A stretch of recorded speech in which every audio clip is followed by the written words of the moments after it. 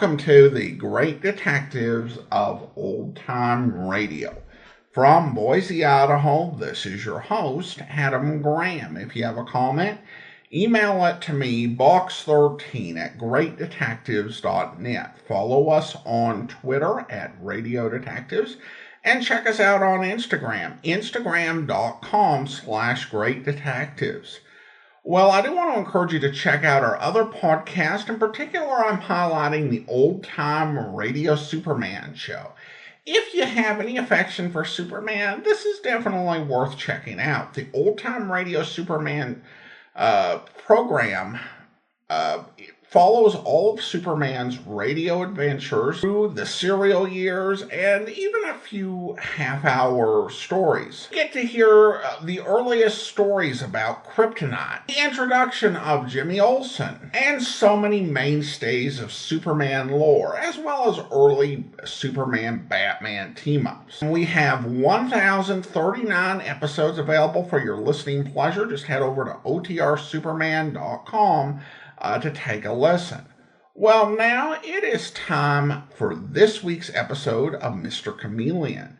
The original air date on this one is September the 29th of 1948, and this is The Case of the Jewels of Death.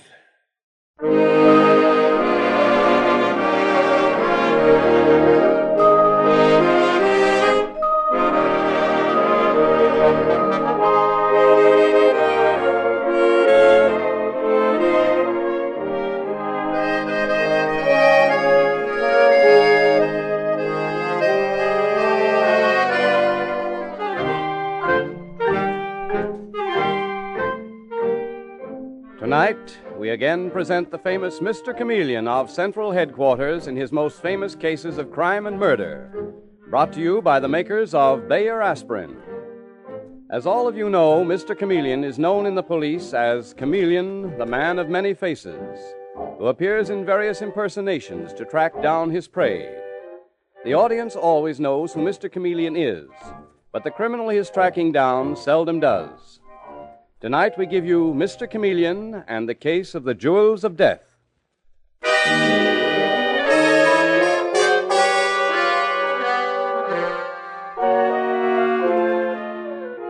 New York City, after 1 o'clock in the morning, is a place where anything can happen, and does. And the ring of a doorbell in those early hours can be a terrifying sound, as Helen Casey can testify. And as she slips on a robe in her attractive West Side apartment, she says to herself, "Who can that be? Perhaps I shouldn't go to the door. Oh, but it might be something important. I can't take a chance." "Yes? Who is it? What do you want?" Why, there's no one out there. They must have gone. Oh, it's you. I thought it might be. I've been wanting to explain to you. I've been wanting to explain it. Ah!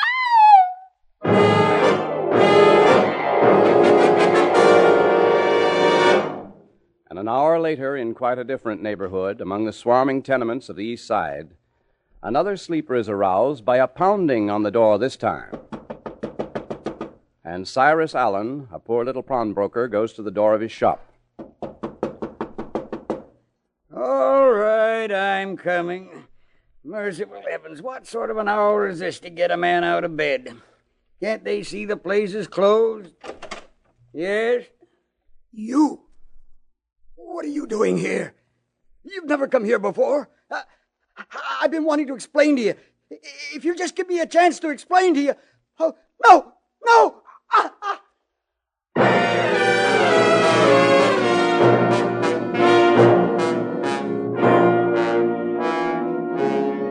And now, at Central Headquarters, the following morning, we find Mr. Chameleon with the Commissioner of Police. And the famous detective, the man of many faces, is frowning as he studies the report which has just come in. That's very strange, Commissioner. This girl, Helen Casey, lived in a very swanky apartment in the 50s. And yet she was killed in the identical manner as old Allen, the pawnbroker. It's chloroform to death, Chameleon. Mm-hmm, chloroform. Both knocked out first and then bound in such a way that any effort to free themselves would only hasten their death. Someone picked up that rope trick in China. In addition, the killer fastened a handkerchief soaked in chloroform around the victim's nose and mouth. Not a very nice way to die. Yes, but why the two murders? Since obviously they were committed by the same man. It must have been a man, Chameleon. It would take a man to overpower them. Well, that, Commissioner, is the only thing that I'm sure of at the moment. Casey Girl's apartment was violently ransacked, so was the pawn shop. Commissioner, that pawnbroker, Cyrus Allen, hasn't he been under suspicion as a fence? Of course he has. Aha! Well, now we're getting somewhere. Come in. Well, if it isn't Detective Sergeant Arnold. And look at his shining face, will you, Dave? What's the matter? Have you caught the killer? Nope, but I've got news about that Casey dame, Mr. Chameleon. She worked at Farshon, the jeweler's, right up till last week. Farshon? Mm-hmm. She worked for the fabulous Farshon. Well, now we are getting somewhere. Hello, operator. Put a call through to Farshon, the jeweler on Fifth Avenue. I want to speak to Mr. Farshon himself. Do you know Farshon, Chameleon? Not the man himself, no, Commissioner, but I've often bought things at his shop. What a layout he has. He's designed some of the most beautiful pieces of jewelry I have ever seen and charges fantastic prices. Hello? I'd like to speak to Mr. Farshon, please. This is Mr. Chameleon of Central Headquarters. Oh, he isn't. I see. Are you his secretary? Well, perhaps you can help, Miss Kent. I'm calling about Helen Casey. Oh, you know about her death, do you? I understand that she worked for Mr. Farshon. You fired her? For what? Uh-huh. Oh, for stealing. Yes. They found one of their rings was missing. Uh-huh. Tell me, Miss Kent, aren't you pretty careful about whom you hire for the jewelry shop? Oh, I see. Well, thank you. If I need more information, I'll call you back. That girl, Miss Kent, has a charming voice. So what, Mr. Chameleon? So what? Dave, I am extremely sensitive to voices. Miss Kent said that they were shocked about the murder of the Casey girl. She was sent to them by the Apex agency to get them all their people. They haven't yet replaced her. Dave, you get the list of all stolen jewelry and bring it to my office. I want to look it over.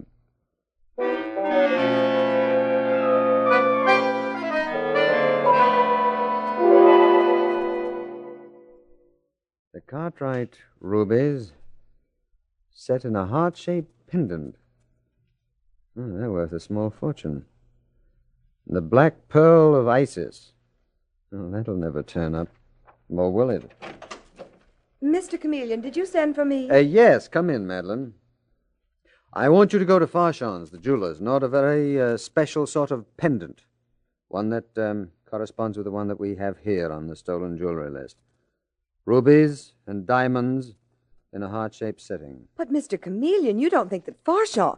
Why, he's the finest jeweler in town. Surely he wouldn't deal in stolen gems. Farshon, my dear, simply designs the pieces. I hear he's a very gentle, vague old man. But someone working in the shop may be dealing in stolen gems without his knowledge. But, Mr. Chameleon... Now, you're a very beautiful woman, Madeline, as well as a good detective. I'm sure that they'll believe that someone is quite willing to buy you a ruby pendant. I'll see you this afternoon. You mean you're going to question them? No. I mean, I will probably take your order. What? You see, they need a new clerk at Farshon's jewelry shop. And the Apex agency is sending them a distinguished gray-haired man who walks with a slight limp and comes from a fine old family. His name will be Howard Dillon, Mr. Chameleon to you. Oh, that's to be your disguise. Mm-hmm. Mr. Dillon has an appointment in half an hour with Mr. Farshon's secretary, who has a very beautiful voice. I hope her face won't disappoint you. Oh, you are a woman as well as a detective, Madeline. I'll tell you something about Howard Dillon. He's very nearsighted, so Miss Kent's face will be much less important than her voice.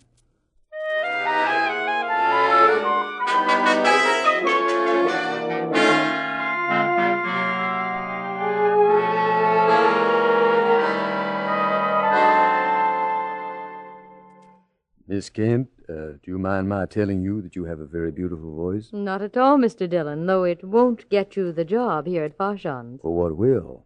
Probably your distinguished appearance and your social connections. Oh, here's Mr. Paul Stewart, the vice president of Farshon's. Mr. Stewart, this is Howard Dillon. Apex sent him over. Oh, yes? Not that their recommendation is worth much? after that dreadful Casey girl. Miss Casey was murdered, wasn't she? Am I supposed to weep over that?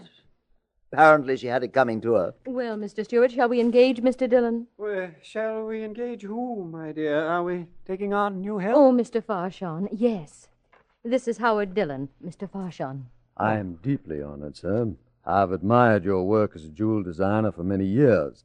I consider you to be in a class with the world-renowned Van Vecht of Amsterdam. He has a pleasant tongue, Elise. I've noticed that, Mr. Farshon. He also has excellent credentials. He has, eh? Well, what do you say, Paul? It's up to you, Mr. Farshon. No, I think not. I'll leave it up to Elise. She always knows best. Well, come along, Paul. Good day, Mr. Dillon. Good day, sir. Miss Kent, do I get the job? I think I'd enjoy working here. A great many people would. This is a treasure house, Mr. Dillon. As fabulous as anything out of the Arabian Nights. For instance, there's a Maharaj of India who comes to Mr. Farshon and... Yes? Oh, but you'll hear about that later. There is one thing I must caution you about, however. If any customer consults you about an unusual piece of jewelry, always send for Mr. Stewart, who'll tell you if it can be made. Not Mr. Farshon, Miss Mr. Kent? Farshon is a genius. He does the actual designing in the studio in his home. But Mr. Stewart, who's worked with him for years, knows what he'll undertake and what he won't. So, send for Mr. Stewart. Is that understood? And it is also understood that the job is yours. Principally, I'm afraid, because I happen to like you.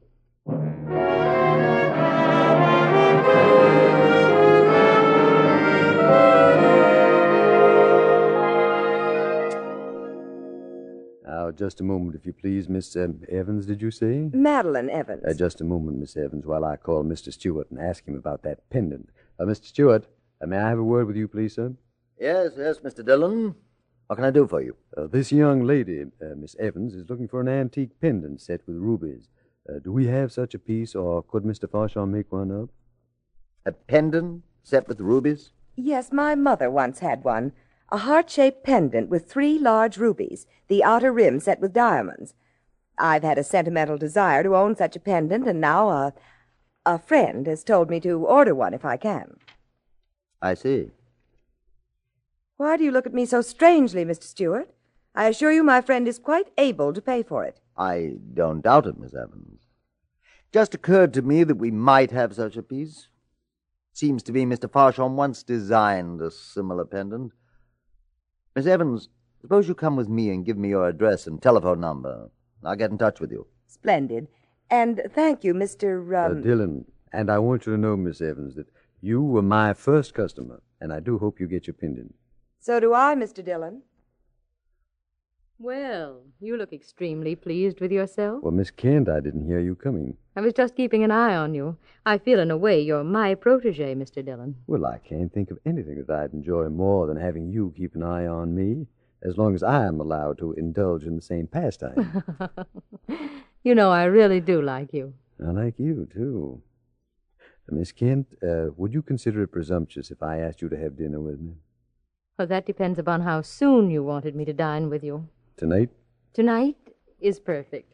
I like presumptuousness in a man, Mr. Dillon, as long as the man is attractive, of course.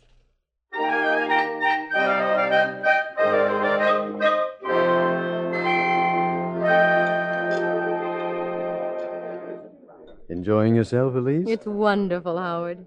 But we always have wonderful evenings together. I have yet to go out with you that everything wasn't just special. Well, like yourself, Elise. You are very lovely, you know. Am I? Mm. Do you think you could fall in love with me? I think I'm a little in love with you. Well, thank you. But seriously, all you need with that white evening gown is the Black Pearl of Isis. The Black... What do you know about the Black Pearl of Isis? It was stolen, wasn't it? Since I've been working at Farshon's jewelry shop, I have acquired a tremendous interest in precious stones. Well, keep it under control. It's like a drug, Howard, that love of precious stones. I know. Oh, but excuse me for a moment, will you, while I go to the powder room? Yes, of course. Mr. Mr. Dillon. Madeline, what are you doing here? Oh, dining out, just as you are. I have a social life, too. Oh, I see. Well, what about that pendant? Farshon phoned me today. They're going to have it for me. Good, good. If that turns out to be the missing Cartwright pendant, or if the rubies turn out to be those famous rubies, then we'll know that someone at Farshon's is dealing in stolen gems, and those two ghastly murders will... Look out. Here she comes. Well, thank you, Mr. Dillon, and you'll probably see me at Farshaw's tomorrow. Good night. Good night, Miss Evans. Lisa, I was just talking to Miss Evans, my first customer, you remember? How could I forget her? She's very attractive. And I happen to be an extremely jealous woman. Jealous of Miss Evans? I hardly know her. Then leave it like that. After all, Howard, you don't want to get mixed up with a detective, do you? Oh, what? Oh, yes. I found out this afternoon that beautiful girl, Miss Evans, is really a detective. Seems too bad. I mean, what a profession for anyone. Detectives must have such very unhealthy lives.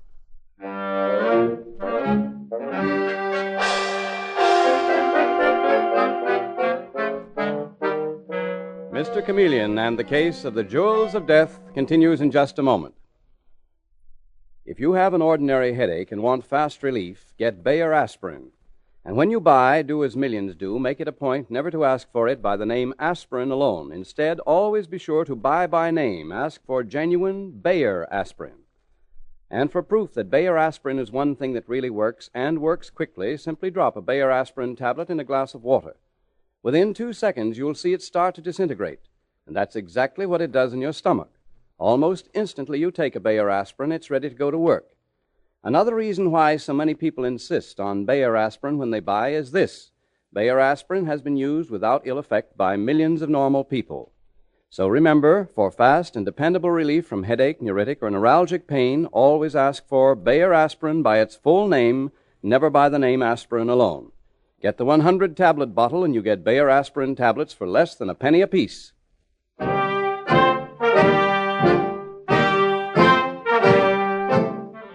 And now back to Mr. Chameleon and the case of the Jewels of Death. It is the following noon, and in the police commissioner's office we find Madeline Evans and Mr. Chameleon with the commissioner. And of the three of them, only Mr. Chameleon remains calm, for even the commissioner is talking excitedly. But don't you see, Chameleon, they're on to you. I'm sure of it. They discovered that Madeline here was a policewoman, and the chances are they suspect you. Can't be helped, Commissioner. I've got to continue my work at Farshon's jewel shop as Howard Dillon, whether somebody knows the truth about me or not. But they do, Mr. Chameleon. Just the way that woman told you that she knew about me. Doesn't that prove it? Perhaps. I received a very courteous phone call this morning from Paul Stewart himself, saying that they'd found that it was impossible to make a ruby pendant like the one I described. So they've been warned.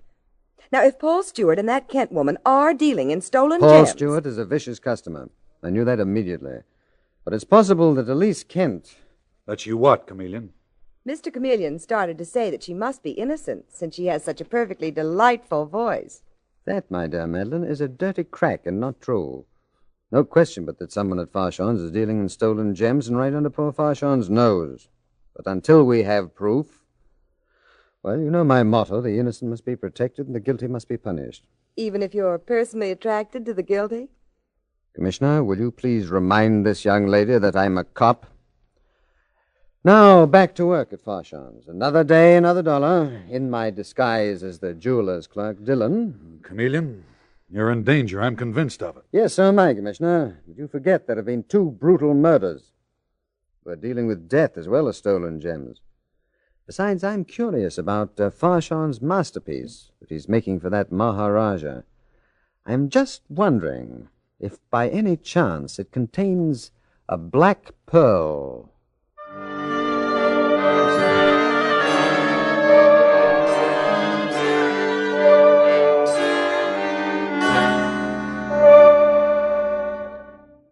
Now listen, Elise. You're playing a dangerous game and it's got to stop. It's a matter of life and death. Whose death, Paul? I think you know. You must be there tonight, that's all. Did you hear footsteps? No. All right, I'll be there at 11 o'clock sharp. You can count on me, Paul. I'll be Wait a minute. Is that you, Mr. Dillon? What were you doing, eavesdropping? No, Mr. Stewart. I started to come into Mr. Farshon's office, and I realized you and Miss Kent were having a private conversation. Oh, you did? Then why did you listen? He wasn't listening, Paul. You're being ridiculous. Sorry. Better get into the shop, Dillon. That is, if you're really serious about the job. Well, what ails him, anyhow, Elise? He, disappointed in love? Could it be that I have a rival? No, you have no rival. Well, then how about dinner in the theater tonight? I can't. I have a date. With Paul Stewart at 11 o'clock? I did overhear that much. Do you really care if I have a date with Paul Stewart? I'd care a great deal if you had a date with that girl detective friend of yours. Elise, are you meeting Paul Stewart tonight? And if so, where? Tell me, you must. Oh, Howard, don't be silly. You're imagining things. Of course I don't have a date with Paul Stewart tonight.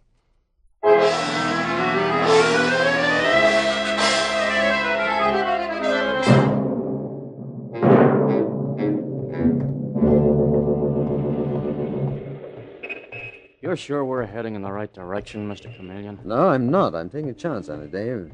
Some tremendous transaction is taking place tonight. Where, I don't know. At least didn't dare tell me that.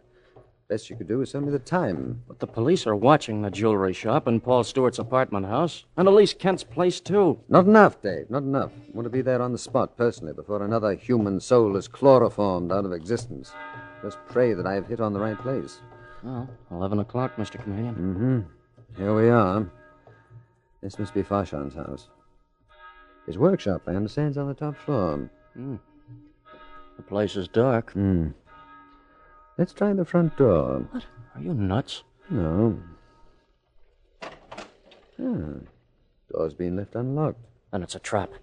Maybe. And maybe not. Even if it is, Dave, we are going to walk right into it.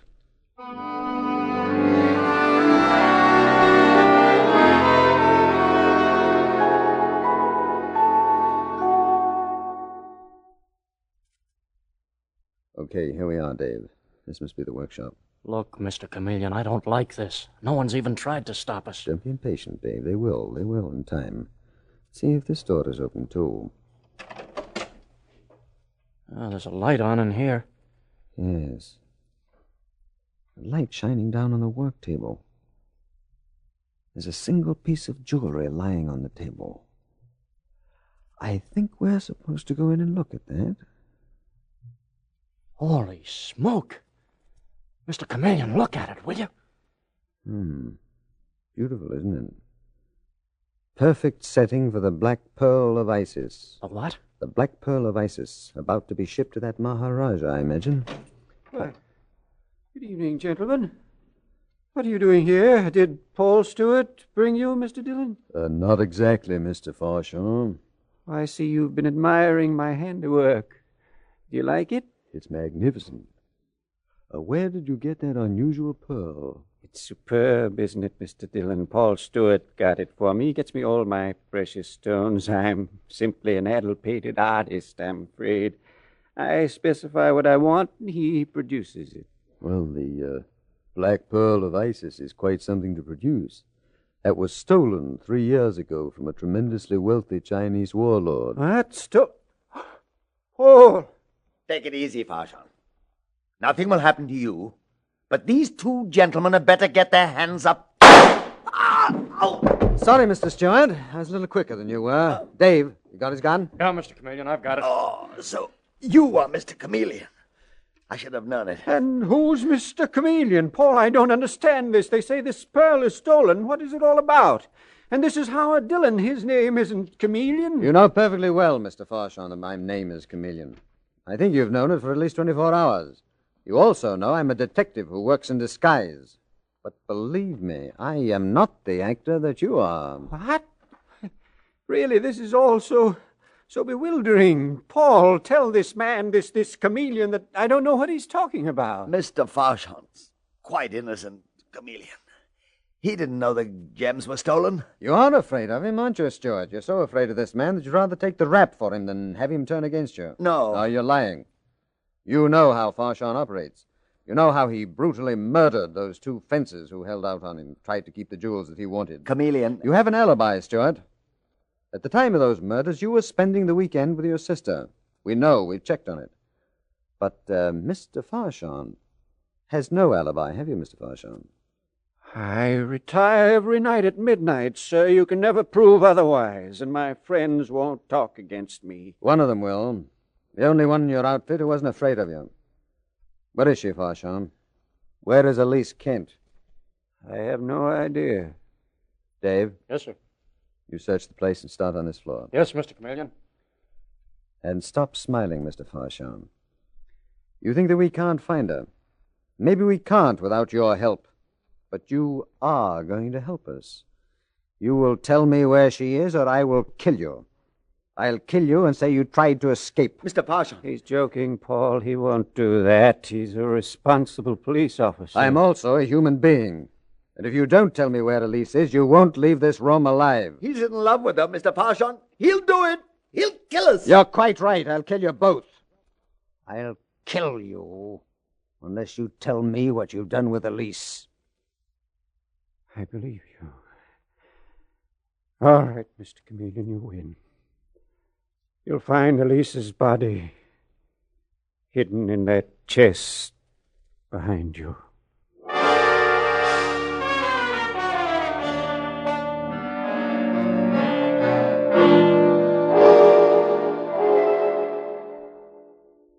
You feeling better, Elise? Yes. Farsham tried to murder me for giving him away. 3 more minutes and the chloroform would have done its work. I was almost gone. And yet I could hear Paul Stewart say that you loved me, that you'd really kill them if you couldn't find me. Mr. Chameleon, would you have killed them? No, Elise, I'm an officer of the law. I don't kill wantonly. But just for a moment, I must have meant it. I wouldn't have convinced them otherwise. Farsham isn't human. He's a hideous combination of a great artist and a criminal. He had to have the greatest jewels in the world to work with. Nothing else would satisfy him. And yet you stayed on with him. You helped him, Elise. I've tried to even that score. I've turned state's evidence. You already have my statement that Farsham was the murderer. That's what will save you from a heavy sentence. And I personally will testify that you helped me break the case. That's not enough. I don't want to go to jail even for a year. You'll help me escape, won't you? It won't be difficult. Oh, darling, please. You know you're a little in love with me. Please let me go. No one will know you helped me. Elise, I'm deeply grateful to you. I'm fond of you, too. I'll do all I can to help you, but I can't let you go free. You've been working with criminals, and I'm a cop. I lied when I said I was a human being first. Mr. Chameleon, are you all right? Hello, Madeline. Yes, I'm quite all right. I was just taking Miss Kent down to police headquarters. Would you like to come along? I'm sure she'd like to come along. Then the two of you can talk shop far into the night. When I look at Miss Evans, I'm afraid I realize that there's something to be said for being on this side of the law. Yes, you're quite right, Elise. And from now on, I know that you, too, are going to stay on the side of the law.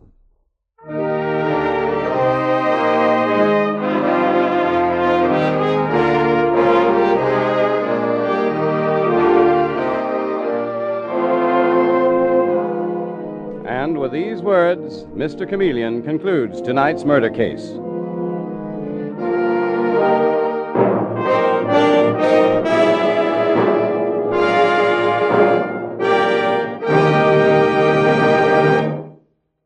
Here's how to relieve a common early morning headache quickly. Instantly you get up, take 2 Bayer aspirin tablets with water, and chances are by the time you finish dressing, your headache is gone. Now, the reason Bayer aspirin works so fast is because it starts to disintegrate within 2 seconds after you take it. You can see this amazing 2-second disintegrating action with your own eyes by dropping a Bayer aspirin tablet in a glass of water. What it does in the water, it does in your stomach. And because it's ready to go to work almost at once, you get really fast relief. In addition, of all pain relievers, none can match Bayer aspirin's record of use by millions of normal people without ill effect. So be sure to buy Bayer aspirin. Get the 100-tablet bottle and you get Bayer aspirin tablets for less than a penny apiece.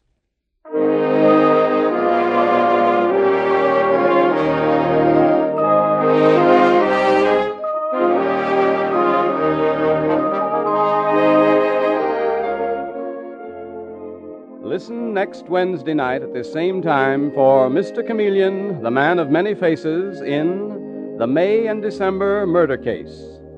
The part of Mr. Chameleon is played by Carl Swenson, with dialogue by Marie Baumer from the original story by Frank and Ann Hummert.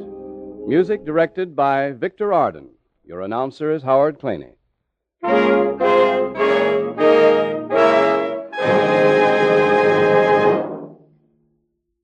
Now, at last, you can get an utterly new, radically different, incredibly better toothpaste. It's revolutionary new Lion's toothpaste. And it's better because thousands of laboratory tests on scores of individual teeth show that it actually gets teeth brighter. 2.5 to 5.5 times brighter than any of the 5 leading brands. Brighter by far than any other toothpaste. New Lion's toothpaste does this because it's a new kind of toothpaste with a formula that's completely new, radically different. A toothpaste that cleans without soap, polishes without chalk. Try it.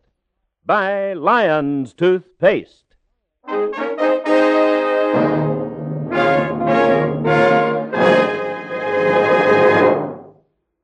Listen for Mr. Chameleon, the new mystery drama, in the May and December murder case next Wednesday night at this time. This is CBS, the Columbia Broadcasting System. Welcome back. The character he adapted in this story was perhaps one that challenged the lower part of his vocal range. It was a very deep voice and probably one of the least recognizable as being Carl Swinson. But I think he did have a little bit of trouble maintaining it. But I think the episode goes along pretty well. One thing I did like about the solution is that Mr. Chameleon was able to see through the murderer's pretensions, I think, in part because of his ability as a chameleon. I didn't, it wasn't explicitly said, but I think it was there, and I think it was a nice touch. And it was kind of interesting seeing him having some romantic interest and it being mutual. Even though it didn't work out, I was really curious where the story was going to go when it was announced that Miss Kent's body was in a trunk.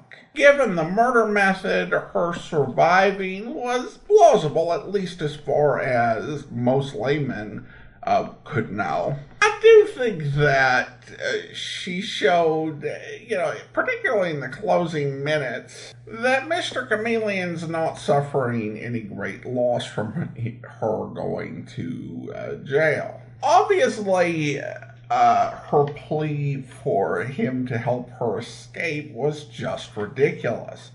And the fact is, even though these programs act like the detective gets to somehow determine the disposition of the criminals, that still goes to the courts. And escape really would pose a much bigger problem for her than being a cooperative witness with the government. And then there's her irrational jealousy of Madeline about how they're going to enjoy hours of talking shop together. You know what they are going to do for hours, Miss Kent? They are going to fill out paperwork. Hours and hours of paperwork. And Dave right along with them.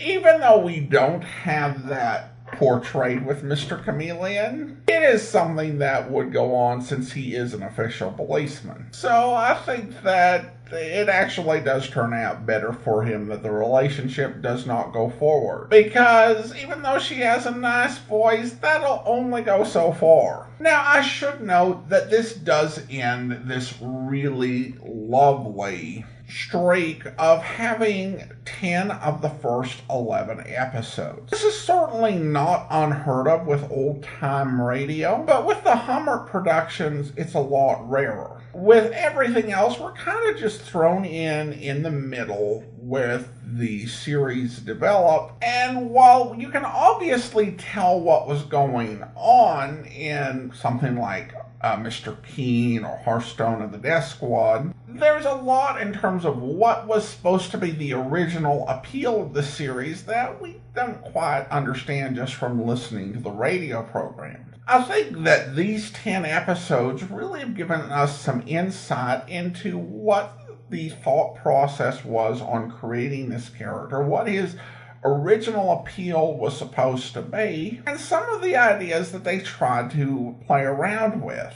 I won't claim this is some great series like Philip Marlowe. I think they do have some interesting ideas and concepts that they toy with. And I really will be curious to hear as we get into later episodes how those are carried forward or not as the show goes on. Now it is time to thank our Patreon supporter of the day. Thank you to Jennifer, Patreon supporter since May 2016, currently supporting us at the Detective Sergeant level of $7.14 or more per month. Thanks so much for your support, Jennifer. And that will do it for today. If you are enjoying this podcast, please rate and review it wherever you're downloading your podcast from. But we'll be back next week with another episode of Mr. Chameleon. But join us back here tomorrow for an adventure with the Man Called X, where... Any word about Saudi yet, Chief? Oh, Ken, come in. No, nothing new yet. They've set up a routine search for him. Probably find him heading for the Russian zone of Germany. Maybe they better try Portugal. Portugal? Why should Charlie go there? Well, because the heads of the North Atlantic Treaty are going to meet there in Lisbon. I don't get it, Ken. Chief, do you remember what he was working on for the Nazis during the last war? Oh, how could I forget? The deadliest gas ever invented by man, nerve gas. That's right. But we heard about it in time, managed to grab both Charlie and the gas before the Nazis had a chance to use it. Yeah, I know, but what's that got to do with Lisbon? Chief, I was at Charlie's trial when he swore that someday he'd kill the man responsible for seizing the gas.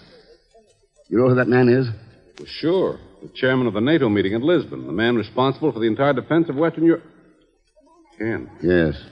Good Lord. If he was able to release some of that gas at the NATO meeting, he'd kill the heads of defense for every nation that's... Oh, no. I can't believe it. No, there's no reason on earth to think he'd try anything as fantastic as that. This report came in a few minutes ago, Chief. From Paris. Better read it. Sure. David Bonham, Chief Administrative Aide to the Chairman at the NATO meeting, died suddenly this morning while boarding a plane for Lisbon. Cause of death tentatively diagnosed as an epileptic seizure. So what? Bonham was almost as responsible for stopping Zali from using the gas as the man at Lisbon. Bonham had no previous history of epilepsy, and the symptoms of nerve gas poisoning are identical with those of a seizure. Better keep in touch with me, Ken, from Lisbon. I hope you'll join us then. In the meantime, do send your comments to box13@greatdetectives.net, report technical issues to Andrew at greatdetectives.net, and follow us on Twitter at Radio Detectives. From Boise, Idaho, this is your host, Adam Graham, signing off.